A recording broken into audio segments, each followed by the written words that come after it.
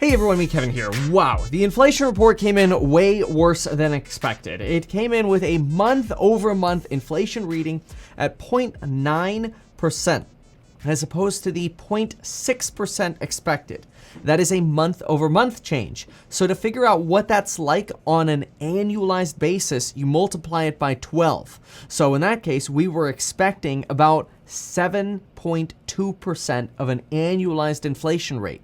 Instead, we got 0.9 times 12, or a 10.8% annualized inflation rate. But folks, the devil is in the details. Why? What led the inflation report to beat so badly? We came in with a headline year-over-year reading at 6.2% instead of 5.8% expected. We're expecting, according to the latest analyst and Wall Street reports, we're expecting inflation to come in slightly higher than last month, to come in at 5.8% compared to that 5.7 of last month. But 6.2, this is a blowout. It is the highest that we have seen for inflation since on a CPI report since 1990, which is absolutely incredible. And so obviously the stock market rotated to the downside. It's been trying to recover. Some stocks have actually recovered very well. For example, Tesla was down at 1.3 to 3.5%, down at 987, and it's now sitting at 1066. It's actually up 4.2%. So there's some major buy the dipping happening in the market, which is good and a sign of resilience. Crypto obviously moved up very nicely. You could see crypto bounced, which was also very weird. It had like a 3-minute delay before people actually started buying crypto. And then you saw Bitcoin run up, go from about 66,400 to 69,000, new all-time high. Slight consolidation here, and now we're in that consolidation pattern around 83,000. I'm sorry, 83,000, around 68,300.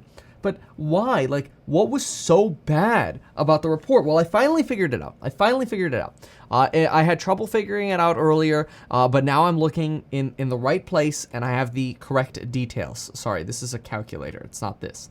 Okay, this is what we want to look at. This right here is the CPI report, and it's got a special page here. So what we want to look at here to help make sense of this is the number on the left side right here. This tells you the weight of a specific category. The number right here tells you the month-over-month change. And then if I scribbled a number here, all I did was just multiply it by 12 to give you an annualized rate of inflation. So let me give you an example. Services. In services, we had a 0.6% gain. That's a 7.2% annualized inflation reading for services. That's a lot. 7.2%. That's a lot for services, right? Then you go to durables. Durables, folks, appliances, bikes, workout equipment, desks, furniture. 1.4% on the month over month, okay? 1.4% times 12 is like an inflation rate of 16.8%.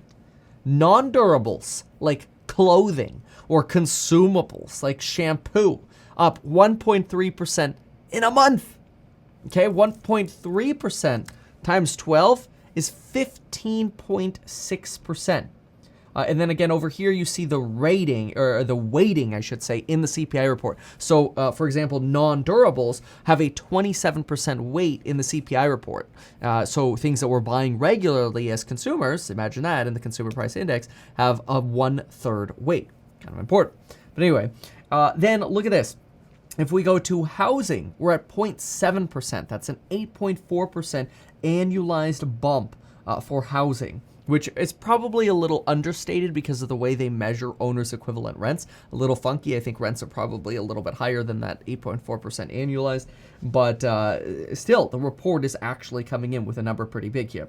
We've got some smaller increases here, or in some cases declines in education and recreation.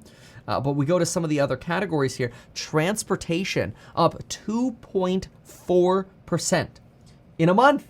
Again, that's the crazy thing, is in a month. 2.4% times 12 works out to 28 28%. 28.8%. It's pretty high. And transportation has a 16% weight, so it's got a pretty big weight. You've got private transportation up 15.6%. That has a that's sort of a subcategory of transportation, so not so important to necessarily consider both of these. It's not like you want to add these up, right? This is part of that one, so don't worry about that one so much.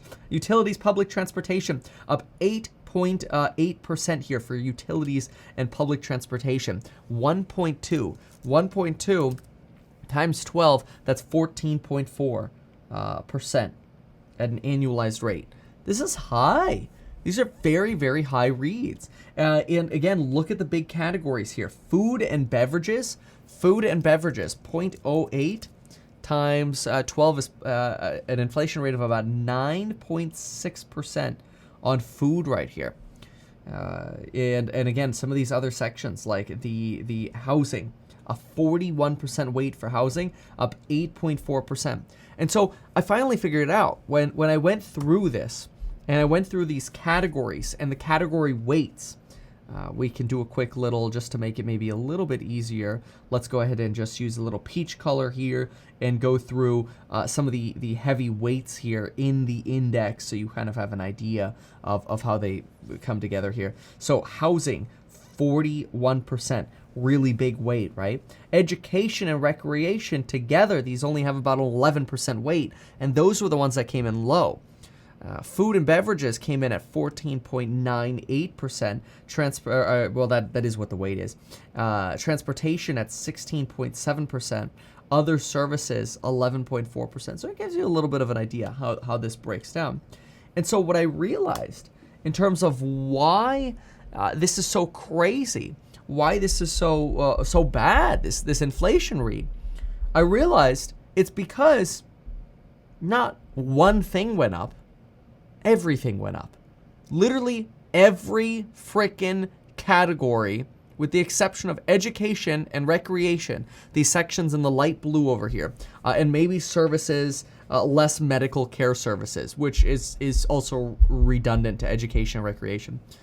Education and recreation, with the exception of these things, and the teal color here, everything in this pinkish color here went up way more than expected. And that's the problem, is literally prices for everything went up. This is not a CPI report where we could just go in and say, hey, folks, don't worry, it was just because of cars. Oh, folks, don't worry, it was just because of chips. I can't do that. Literally everything got more expensive.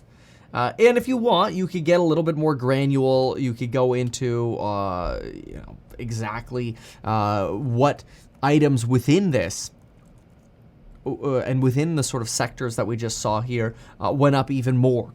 And so we'll do a quick little example here. We'll do a quick look. We'll jump in and we'll see specifically what's getting more expensive. If we jump into the detailed expenses, there we go. What we're looking for on this particular chart is the change in the percent change. We could use the far right number because it gives us the seasonally adjusted number.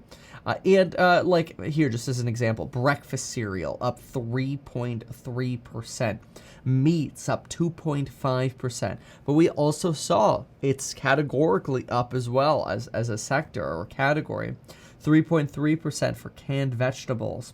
Yeah, you keep scrolling here, and you'll regularly find that with the exception of jewelry, which actually went down, most sectors went up. Sporting goods, 1.6%. Remember, 1.6% in a month is a lot. Miscellaneous personal goods, 2.7%.